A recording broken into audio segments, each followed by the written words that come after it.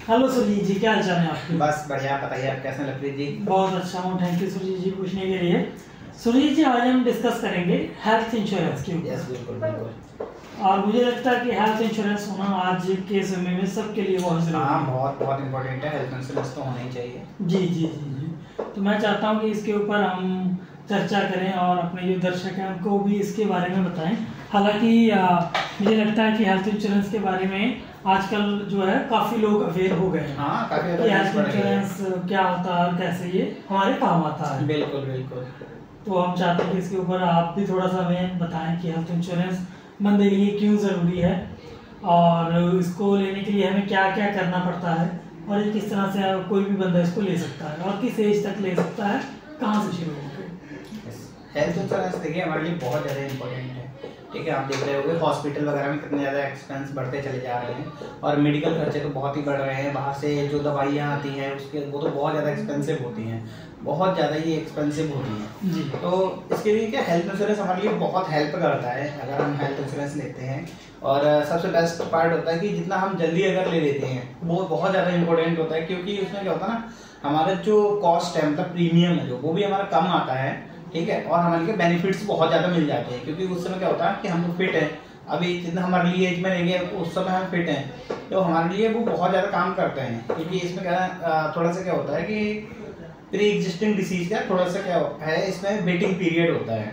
जैसे तो आप बताना चाहेंगे कि प्री एग्जिस्टिंग डिसीज से क्या मतलब है? इसका मतलब होता है कि जैसे कोई भी डिसीज अगर हमें है पहले से, कोई भी बीमारी अगर हमें पहले से है, कहीं हम सफरिंग कर रहे हैं किसी भी बीमारी से, एग्जाम्पल स्टोन है या कोई भी बीमारी हो सकती है, कोई भी हो सकती है लाइक, तो वो अगर हमें पहले से ही है, लीवर फेल या किडनी फेल या वीडियो रिकॉर्ड कर रहा है। ओके, मैंने तो आप मुझे थोड़ा सा प्री एग्जिस्टिंग डिसीज के बारे में एक बार समझा दीजिए, क्या होता है? प्री एग्जिस्टिंग डिसीज का मतलब होता है कि अगर हमें कोई भी पहले से डिसीज है, मतलब कोई भी बीमारी है जो पहले से ही है, पहले से ही डायग्नोस करी जा चुकी है डॉक्टर के द्वारा। ठीक है, डॉक्टर ने कंफर्म कर दिया है कि आपको मतलब ये है, आपने कहीं पे चेकअप करवाया, ठीक है, या कोई टेस्ट करवाया और आगे कोई भी डिसीज है वो डायग्नोस हो गई, ठीक है, आपको भाई स्टोन है कुछ भी है, ठीक है, उसके ऊपर हेल्थ इंश्योरेंस में क्या होता है, उसमें थोड़ा सा वेटिंग पीरियड होता है। ठीक है, लाइक 2 इयर्स का ऐसा कुछ वेटिंग पीरियड होता है और उसके बाद अपनी आपकी प्री एग्जिस्टिंग डिसीज भी सारी कवर हो जाती है उसमें।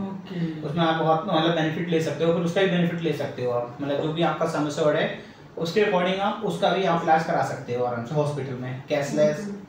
तो जो बेसिकली जो हेल्थ इंश्योरेंस में इसके साथ आपने बताया कि पुरानी बीमारियां भी वो कवर कर लेता है और उसमें थोड़ा सा वेटिंग पीरियड रहता है। वेटिंग पीरियड और इसके साथ साथ लाइक अगर कोई एक दिन के लिए हॉस्पिटल में गया है और वो डॉक्टर को दिखाने के लिए गया, तो क्या ये चीजें भी हेल्थ में कवर होती हैं क्या? हाँ बिल्कुल, मतलब होती हैं। अगर आपकी हेल्थ इंश्योरेंस पॉलिसी में अगर ओपीडी अगर उसमें कवर होता है, ठीक है, आप देखते हो बहुत सारी हेल्थ इंश्योरेंस की ऐसी पॉलिसी होती है जिसमें ओपीडी भी होता है, तो अगर ओपीडी उसमें है आपका तो उसमें वो भी आपके एक्सपेंसेस कवर हो जाते हैं। बिल्कुल, ठीक है।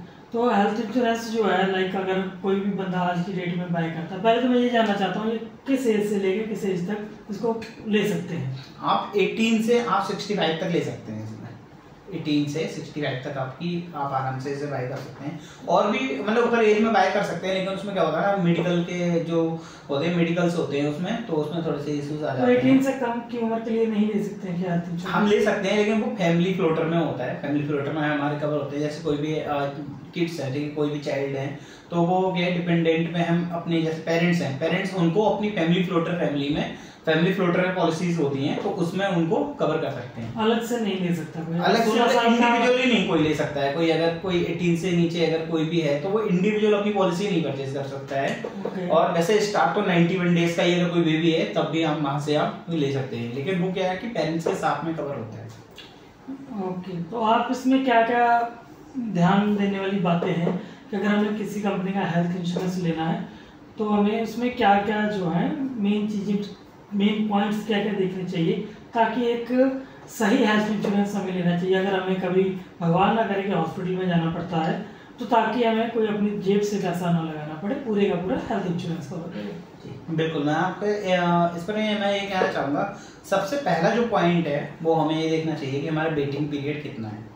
ठीक है, सेकंड पॉइंट है इसमें हमें देखना चाहिए हमारा इसमें को पेमेंट कितना % है। ठीक है, जो लोगों को बेसिकली जानकारी नहीं होती है को पेमेंट के बारे में। कई बार पॉलिसीज मतलब लोग परचेज कर लेते हैं और उसमें कुछ परसेंटेज रह जाता है कि 5% है 10% आपका को पेमेंट है, और आप हॉस्पिटल में जाते हो, फिर हॉस्पिटल में आपको पॉलिसी भी दी, लेकिन आपको क्या होता है वो उतना % आपको पे करना होगा, बाकी वो कंपनी पे करेगी। ठीक है, ये सबसे इम्पोर्टेंट पार्ट है। थोड़ा सा इसके बारे में और बताएंगे, को पेमेंट होता है क्या है? को पेमेंट का मतलब ये होता है कि जब आप हेल्थ इंश्योरेंस परचेज कर रहे हो तो उसमें क्या मतलब एक डिक्लेरेशन होती है, और ये आपके और कंपनी के बीच में ये डिक्लेयर किया जाता है कि आप जब हम हॉस्पिटलाइज होगा कोई भी पेशेंट, ठीक है, तो उसमें जो भी परसेंटेज है मींस 10% है, तो जो भी आपका बना एक्सपेंस वहां पर, जो भी टोटल खर्चा आया आपका 2 दिन 4 दिन जितना भी आप एडमिट रहे, ठीक है, और आपका सम एश्योर्ड कितना है, उस सम एश्योर्ड में से जब आप पे कर रहे हो वहां पे पॉलिसी का, तो 10% उसका जो भी एक्सपेंस आया उसका 10% आपको पे करना है, बाकी आपकी कंपनी पे कर देगी। आपके कहने का मतलब है कि अगर कोई व्यक्ति का 1 लाख रुपए का खर्चा आता है तो उसमें 10,000 जो है व्यक्ति को पे करना पड़ेगा और 90,000 ही 90,000 कंपनी पे करेगी। मतलब 10,000 मुझे अपनी पॉकेट से जमा करना पड़ेगा या जिसकी भी पॉलिसी है उसको पॉकेट। बिल्कुल। तो ये को पेमेंट होता है।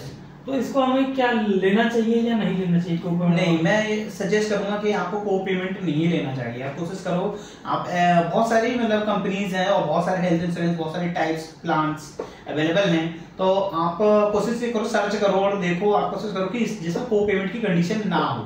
आप पहले यही कोशिश करो, जीरो को पेमेंट। हाँ, जीरो को पेमेंट हो। चलिए, बड़ी अच्छी बात है। और आगे बताइए, और क्या हमें टॉपिक देखना चाहिए? तो आपने पेमेंट बता दिया। हाँ, सम एश्योर्ड कितना लेना चाहिए? आप सम एश्योर्ड सम एश्योर्ड देखिए, अगर आप रिसेंटली कुछ टाइम पहले WHO की रिपोर्ट्स भी देखेंगे तो वो भी यही कहते हैं कि मिनिमम आज के टाइम में हमें 10 लाख का सम एश्योर्ड होना चाहिए, बिकॉज ऑफ आप और मोस्टली आप देखो हॉस्पिटल में, अगर हॉस्पिटल्स के ऊपर भी होता है, अगर मान लो हॉस्पिटल में मैक्स ऐसे कुछ हॉस्पिटल में आप जाते हो तो जहाँ के एक्सपेंसेस बहुत ज्यादा हाई है, किसी भी बड़े हॉस्पिटल में जाते हो, प्लस वैसे भी आजकल अगर कोई डेंगू या टाइफाइड भी हो जाता है उसमें भी 1-1.5-2 लाख रुपए का खर्चा आ जाता है। ठीक है, जैसे कि आपने रिसेंटली देखा अभी डेंगू बहुत ज्यादा चला था, तो डेंगू बहुत हुआ लोगों को, तो उसमें हम देख रहे थे कितना खर्चा, लोग 2-2 ढाई लाख रुपए लग जा रहे थे।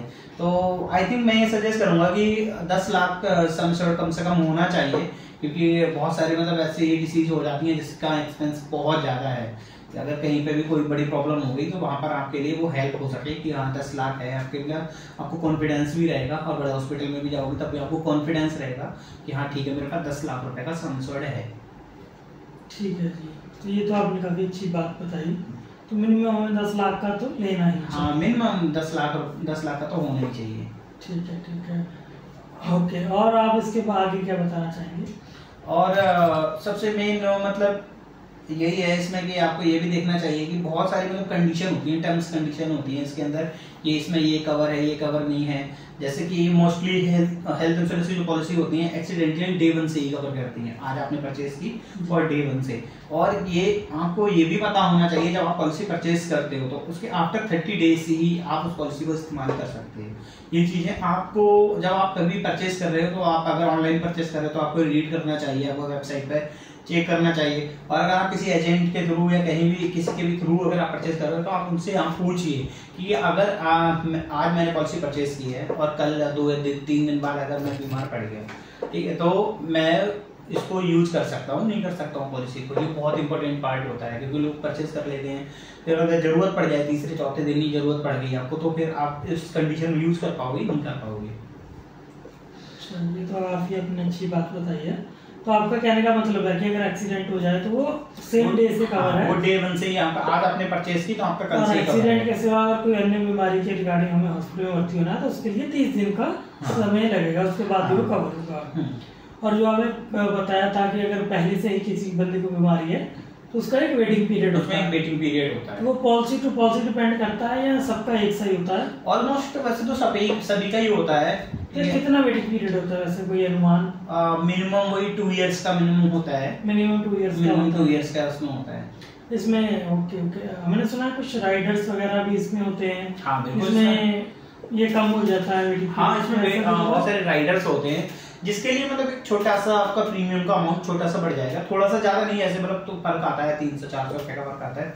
बहुत सारे राइडर्स होते हैं, तो ये भी एक राइडर्स होता है जिसमें वेटिंग पीरियड कम हो जाता है। हाँ, और भी मतलब और भी टाइप के होते हैं कि और भी टाइप की चीजें होती हैं आप जिसमें इंक्लूड कर सकते हो, जैसे परमानेंट डिसेबिलिटी। ठीक है, इसके रिगार्डिंग भी आपके राइडर्स आते हैं, या तो फिर पार्शियल डिसेबिलिटी। ठीक है, ये मतलब क्या होता है, परमानेंट डिसेबिलिटी क्या है, फिर आप ये समझिए। परमानेंट डिसेबिलिटी होता है कि अगर किसी भी क्लाइंट का या कोई भी मानते हैं किसी भी पर्सन का अगर एक्सीडेंट हो जाता है और उनका एक हाथ चला गया, एक पैर चला गया, ठीक है, वो होती है परमानेंट डिसेबिलिटी कि आप परमानेंटली आप डिसेबल हो गए उस चीज़ को। अब आपका हाथ दोबारा नहीं यूज हो सकता है ना, पैर दोबारा यूज हो सकता है। ठीक है, उस कंडीशन में क्या होता है कि एक सम एश्योर्ड आपको दिया जाता है आपके राइडर के ऊपर, वो आपको वो सम एश्योर्ड मिल जाता है। और उसमें क्या होता है, उसमें एक चीज़ और भी होती है, उसमें मॉडिफिकेशन अलाउंस भी होते हैं हेल्थ इंश्योरेंस के अंदर, जो यूजुअली लोगों को नहीं पता होती है कि राइडर का क्या फायदा है। इस राइडर का सबसे मेन यही फायदा होता है कि आपको जो मॉडिफिकेशन अलाउंस होते हैं वो बहुत बेस्ट होते हैं। फॉर एग्जांपल, अगर कोई भी ऐसी परमानेंट डिसेबिलिटी हुई जिसके ऊपर आपका एक्सपेंस बढ़ने वाला है, फॉर एग्जांपल अगर आपका पैर कटा और आपको मान लो अब व्हील चेयर लेना है, ठीक है, व्हील चेयर लेना, तो व्हील चेयर बहुत एक्सपेंसिव है। ठीक, अब वो व्हील चेयर के लिए भी आप कहाँ से लाओगे पैसे, मतलब अपनी सेविंग से खर्च करोगे, आप अपने अकाउंट से पैसे निकालोगे तब आप परचेस करोगे। तो ये राइडर में ये हो रहा है कि छोटे से अमाउंट के ऊपर ये राइडर होता है, तो उसमें ये फायदा मिल जाता है कि आपको अपने घर में मान लो ऐसा हो गया, एक एग्जांपल ले लेते हैं कि अगर मान लो आपको इंग्लिश टॉयलेट करानी है, ठीक है, वो मॉडिफिकेशन में आता है कि क्योंकि आपका एक्सीडेंट हुआ है, आप परमानेंटली डिसेबिलिटी हुई है आपको, और मॉडिफिकेशन में आएगा हेल्थ इंश्योरेंस में ये राइडर होता है, ये राइडर डिसेबिलिटी का राइडर होता है, इसमें हेल्थ इंश्योरेंस